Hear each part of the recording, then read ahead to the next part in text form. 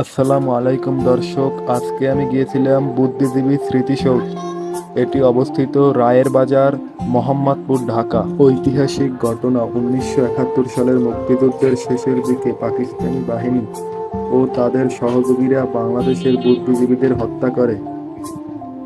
এর মধ্যে বিভিন্ন শ্রেণী পেশার মানুষ ছিল, যার মধ্যে অন্যতম শিক্ষক, চিকিৎসক, সাংবাদিক, সাহিত্যিক, প্রকৌশলী সহ বিভিন্ন পেশার বিশিষ্ট ব্যক্তিদের ধরে নিয়ে হত্যা করা হয়। মূল হত্যাকাণ্ড: 1971 সালের 14 ডিসেম্বর বিপুল সংখ্যক বুদ্ধিজীবীকে হত্যা করা হয়। তাদের অনেকের মরদেহ রায়ের বাজারের ইটখোলার এলাকায় পাওয়া যায়। তাদের স্মরণে এখানে শহীদ বুদ্ধিজীবী স্মৃতিসৌধ নির্মাণ করা হয়েছে। গুরুত্ব: 14 ডিসেম্বর শহীদ বুদ্ধিজীবী দিবস হিসেবে পালিত হয়।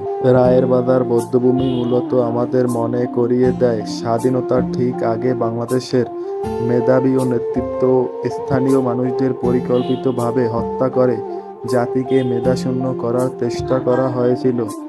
আজ এ পর্যন্তই। ফিরবো কোনো নতুন ভিডিওতে, সে পর্যন্ত সাথেই থাকুন। ধন্যবাদ সবাইকে।